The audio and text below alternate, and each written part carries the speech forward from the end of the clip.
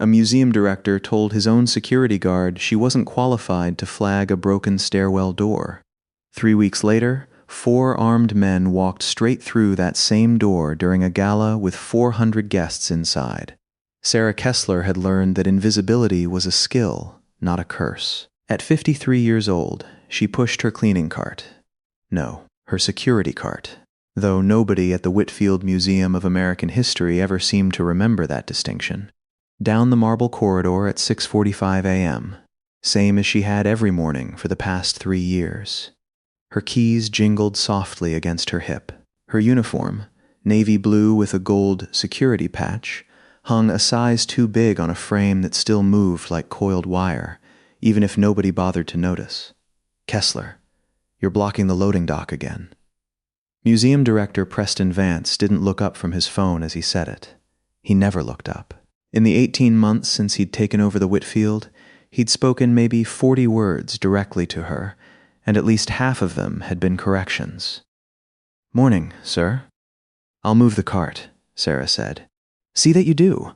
We've got the Liberty Collection insurance assessors coming through at 9, and I don't need them thinking we hired the maintenance staff based on a coin flip." She didn't flinch. She'd taken worse hits than that in places Vance couldn't find on a map. 6 years ago, Sarah Kessler had been the first woman to complete selection for the FBI's hostage rescue team, the Bureau's most elite tactical unit, the one that didn't officially exist in half the briefings where its operators worked. She'd spent 14 years total in federal law enforcement, the last 8 on Hart, breaching compounds, clearing rooms full of armed traffickers, standing between hostages and men who wanted them dead. She'd taken a bullet fragment to the shoulder in a joint operation nobody would ever declassify. She'd buried 2 teammates. She'd trained for scenarios most people would call nightmares and called them Tuesday. Then her husband Mark died of a heart attack at 49, and something in her had gone quiet. She'd retired 18 months later, moved to this mid-sized city, and taken the museum job because it was calm and predictable, and nobody expected anything from a 50-something woman in a security blazer except that she'd check badges and stay out of the way. That suited her fine. Until it didn't. The disrespect had a rhythm to it, like weather. There was Marcus Feld, the head of the real security team. 6 young guys with tactical belts and expired gym memberships who called themselves the Response Unit, though Sarah privately doubted any of them had run a mile in the past year. Marcus liked to make jokes about her in the break room, not quite quiet enough. "Hey, Kessler, when the assessors get here, try not to trip over your own vest again," he said one morning, grinning at his buddies. "I've never tripped over my vest, Marcus." Sure.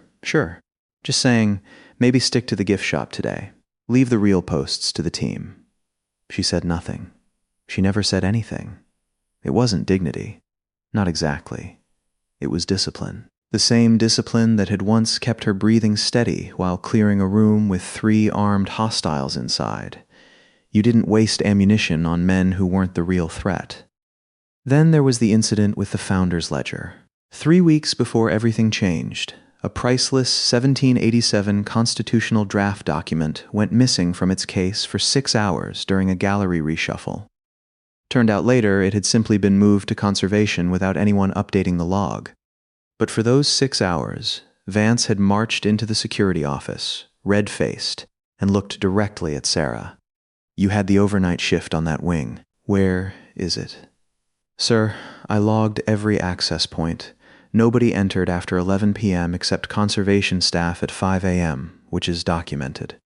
"I don't want documentation. I want the document. Do you understand how much that piece is worth? Do you understand what happens to this museum's reputation if a 53-year-old security guard lost a founding document of this country?" The words hung there. A 53-year-old security guard.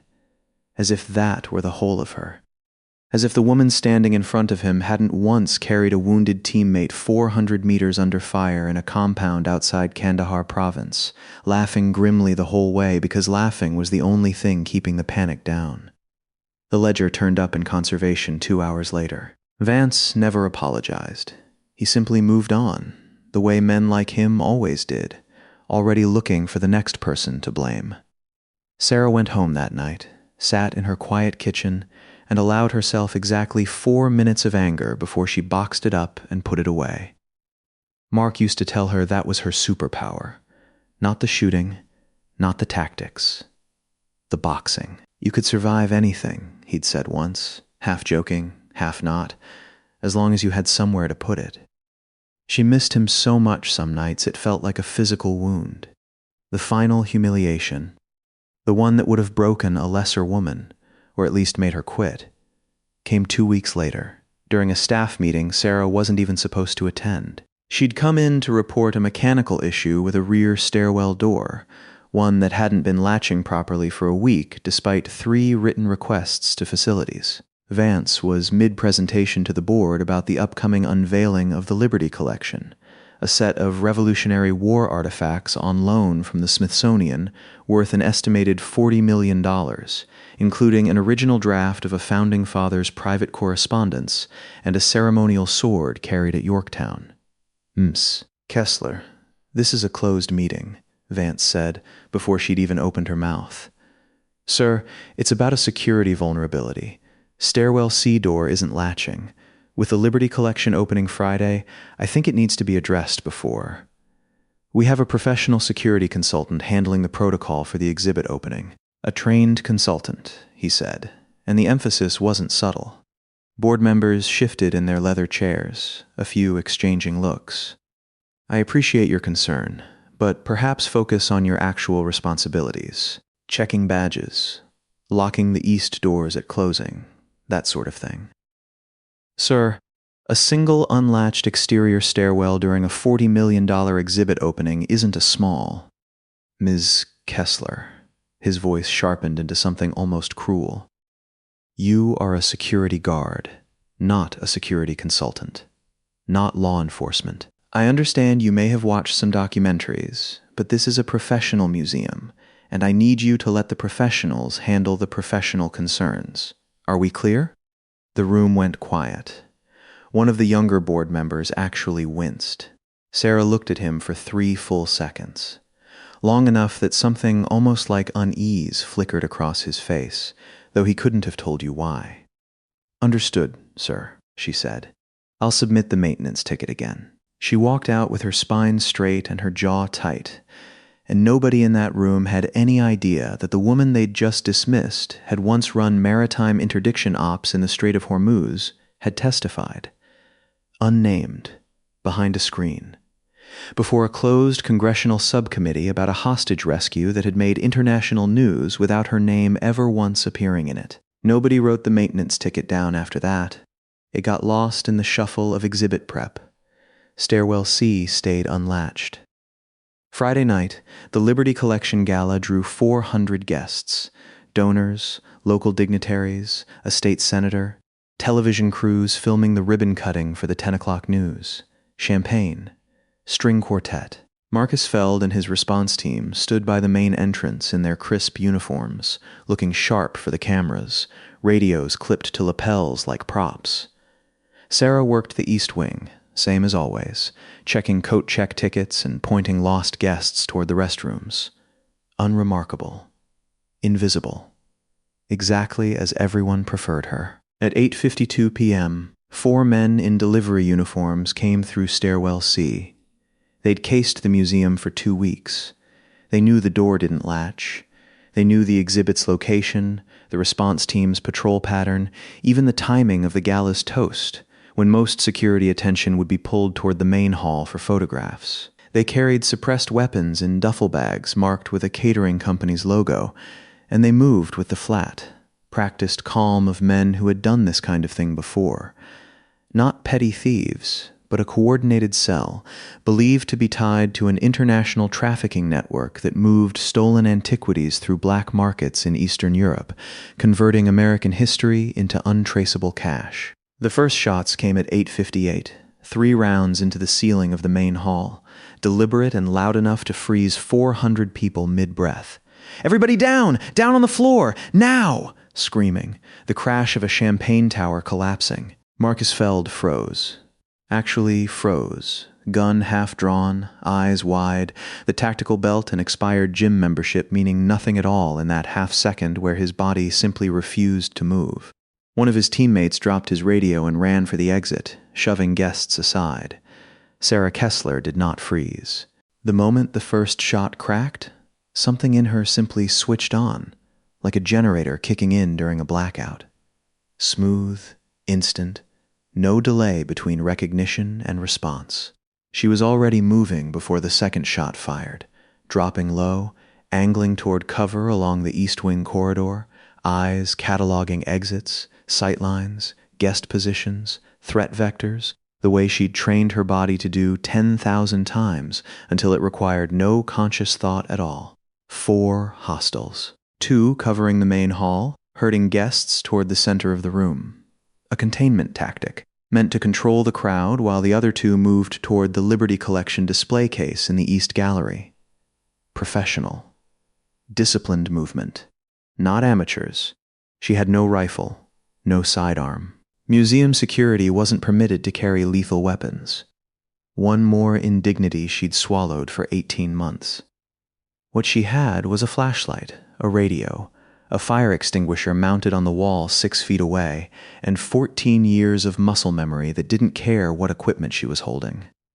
She keyed her radio, voice flat and clipped in a cadence completely unlike her usual tone.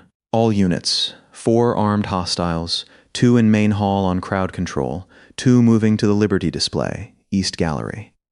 Suppressed weapons. This is not a drill. Local PD needs SWAT rolling now. Tell them HURT protocol. They'll know what that means. Marcus, still frozen near the entrance, stared at his radio like it had spoken in tongues. The 2 hostiles moving toward the East Gallery didn't expect the 53-year-old security guard to already be there, positioned in the shadow of a support column, having crossed 40 feet of open floor in the 6 seconds since the first shot without a single guest noticing her move. The lead hostile rounded the corner into the gallery. Sarah came off the column, low and fast, driving the fire extinguisher into his gun arm with a strike that snapped his wrist and sent the suppressed pistol skittering across the marble. She followed with a strike to his throat that put him down gagging, then had his own weapon in her hands before his knees hit the floor. A fluid disarm and acquire she'd drilled so many times in HURT close quarters training that her body executed it faster than conscious thought. The second hostile spun toward the noise. Sarah was already behind the museum's replica Revolutionary War cannon display, weapon up, breathing controlled. "Federal officer! Drop it!" It wasn't strictly true anymore. She'd retired 18 months ago. But the voice that came out of her was pure HURT command presence, the kind that made men's bodies obey before their brains finished processing the words. The hostile hesitated half a second too long. Sarah didn't. 2 shots, center mass. He went down. By the time the first SWAT vehicles screamed up outside, 90 seconds after her radio call, the 2 hostiles in the main hall had realized something was catastrophically wrong. Their teammates weren't answering, and a woman in a museum security blazer was walking toward them with a recovered pistol held in a 2-handed grip that any tactical officer would recognize instantly. Elbows tucked, weight forward, the unmistakable stance of someone who'd trained thousands of hours in exactly this kind of room-clearing scenario. "On your knees! Weapons on the ground!" Sarah's voice cut through the chaos, steady as a held note. "You have 3 seconds!" The lead hostile made the mistake of raising his weapon toward the crowd instead of surrendering. Sarah put him down with 2 rounds before he completed the motion. The last hostile, seeing 3 of his team eliminated in under 2 minutes by a woman he'd assumed was decorative, dropped his weapon and raised his hands, screaming that he surrendered, over and over, until the SWAT team burst through the main doors and tackled him to the ground. The SWAT commander, a broad-shouldered lieutenant named Diaz, who'd been in tactical law enforcement for 19 years, walked into the museum expecting chaos and carnage, requiring hours of scene management. Instead, he found 400 shaken but alive civilians, 3 dead hostiles, 1 in custody, and a 53-year-old woman in a security blazer calmly securing a recovered weapon on a marble bench, breathing like she'd just finished a light jog. He looked at how she'd cleared the gallery. He looked at the entry wounds, tight groupings, center mass, no wasted shots. He looked at the way she stood, weight balanced, eyes still scanning exits even now, hands steady despite what she'd just done. "Ma'am," Diaz said slowly, "I need you to tell me who trained you." "Bureau," Sarah said simply. "Which unit?" She looked at him for a long moment, something in her face softening for the first time in 18 months, like a door finally allowed to open. 14 years. Retired. Diaz's expression changed entirely, the reflexive respect of one operator recognizing another, a kind of instant fraternity that didn't need explanation. "Kessler," he said slowly, like he was placing a name from somewhere. "Sarah Kessler. Kandahar Extraction, 2019. That was you?" "That was me." He extended his hand, and something passed between them that had nothing to do with rank or department. The silent understanding of two people who'd stood in rooms where dying was the likeliest outcome and walked out anyway. "It's an honor, ma'am. A genuine honor.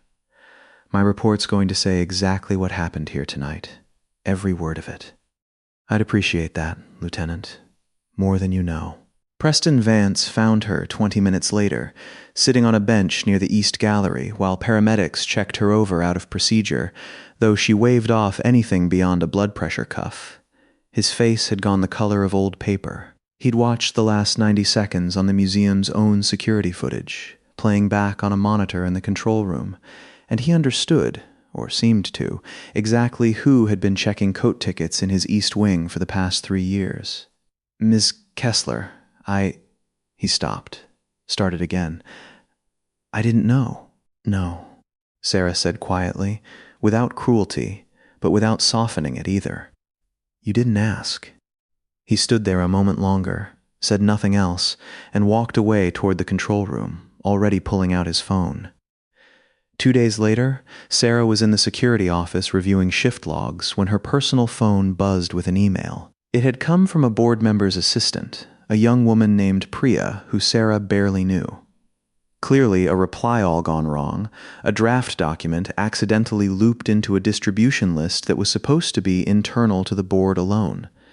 The subject line read, Incident Review, Preliminary Concerns, Draft. Not for distribution. Sarah almost deleted it unread. She'd spent 30 years learning not to go looking for trouble that wasn't hers to find. But something in the subject line snagged, and she opened it. It was a memo, 4 paragraphs, written in Vance's clipped, defensive prose. It noted that dispatch had flagged Sarah's radio call, the phrase "HERT protocol," as an unverifiable credential claim, since the museum had no record of her federal service on file. It suggested, in careful, lawyerly language, that certain elements of Ms. Kessler's account of the confrontation cannot yet be independently corroborated by dispatch timestamps, and that the board may wish to consider whether her characterization of events, however fortunate the outcome, reflects an attempt to elevate her personal narrative ahead of a full accounting of the security failures that allowed the breach to occur in the first place. It ended by recommending the board withhold public comment on Ms. Kessler's specific actions until Lieutenant Diaz's official report is finalized, a sentence that, read correctly, was Vance trying to buy himself time to plant doubt before the truth could land and bury him under Stairwell C's unlatched door. Sarah read it twice. Then she set the phone face down on the desk and sat very still, the way she used to sit in the seconds after a breach, when the adrenaline was still draining and the body hadn't caught up with the fact that it was over. He wasn't just failing to defend her. He was building a case that she'd lied, that the woman who'd walked into gunfire with a fire extinguisher and a scavenged pistol while his own hired professionals ran for the exits was somehow the liability, and he was the one who deserved the board's patience. 4 minutes, she told herself. That's all you get. Box it after that. She didn't take the 4 minutes this time. She took 30 seconds, and then she picked the phone back up and read it a third time, colder now, looking at it the way she used to look at a floor plan before a breach. not as an insult, but as a problem with a structure, and every structure had a weak point if you looked long enough. She could forward it to the local news reporter who'd been trying to get her on camera for 2 days. One memo, and Preston Vance's career would be over by dinner. His name, synonymous with the museum director who tried to smear the woman who saved his $40 million exhibit rather than admit his own negligence, had let 4 armed men walk through an unlatched door. It would be easy. It would be justified. She thought of Mark instead. You could survive anything, as long as you had somewhere to put it. This wasn't about surviving anymore. It was about what she wanted to build with what came next. She called Lieutenant Diaz instead of the reporter. "I got something I think you should see before your report goes final," she said, and forwarded him the memo without another word of commentary attached. Diaz called back within the hour, his voice carrying the particular quiet fury of a man who'd spent 19 years watching bureaucrats try to rewrite what happened in rooms they'd never had the nerve to enter. "This isn't going to be a footnote, Kessler. Dispatch has the timestamp on your call, the museum's own cameras have you crossing that floor, and I've got 3 dead hostiles and a 4th in custody confirming every word of your account under interrogation. Your director wants to question your credibility. He can explain to the board why he's the one manufacturing doubt 2 days after he found out an unlatched stairwell door under his watch let a trafficking cell walk in armed. I'm not asking you to go after him, Lieutenant. I'm asking you to finish your report. That's all I ever wanted. It'll speak for itself, ma'am. Trust me on that." She didn't forward the memo to a single reporter. She didn't bring it up at the next board meeting, didn't mention it to Marcus, didn't even confront Vance directly. She simply let Diaz's official report land 3 days later. Thorough, unambiguous, time-stamped down to the second, corroborated by dispatch logs Vance hadn't realized existed independently of the museum's own system, and by a surviving hostile's confession that named her by description as the one who'd ended it. The report didn't just clear her. It made the abandoned memo, which one nervous board member quietly admitted to having seen, look exactly like what it was. A man trying to save himself by tearing down the person who'd saved everyone else. The story broke anyway, of course. Local news, then national, Hart Combat Veteran Foils Museum terror plot running across chyrons for 2 straight days, though Sarah declined every interview request except one, a short segment where she said exactly 11 words about the men she'd lost overseas and asked people to donate to a veteran support fund instead of talking about her. Preston Vance resigned from the Whitfield's directorship within the month, quietly. No public statement. The board citing a shift in leadership approach. What the public statement didn't say, but what every member of that board now understood, was that a man who'd spent a week trying to quietly discredit the woman who'd saved his museum had been the last one in the room to grasp who she really was, and the first one to try burying that truth rather than face what it said about him. Sarah hadn't needed to expose the memo to make sure of it. She'd only needed to let the truth keep walking forward at its own pace, the way it always did once nobody was left standing in its way. She kept working at the museum, though her title changed. Director of Security, this time, with an actual office and an actual say-in protocol, offered by the interim director within a week and accepted with the same quiet, steady nod she gave most things. Marcus Feld asked to transfer to her team. She said yes. Everyone deserved a chance to learn, even the ones who'd frozen. Especially the ones who'd frozen, maybe, since fear taught faster than pride ever did. On the anniversary of Mark's death that year, Sarah stood alone in the East Gallery after closing, looking at the restored Liberty Collection behind reinforced glass. The sword from Yorktown, the fragile correspondence 2 centuries old, all of it safe now because a woman nobody had bothered to see clearly had simply done, once again, exactly what she'd always done. She thought about what he used to tell her.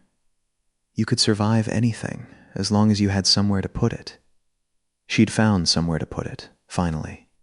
Not in anger, not in vindication, not even in the memo she'd chosen never to use, sitting deleted now from every inbox but her own memory. In the quiet certainty of knowing exactly who she was, whether anyone else ever saw it or not. and in the harder, better knowledge that she hadn't needed to make them see it to still come out standing on the right side of the truth.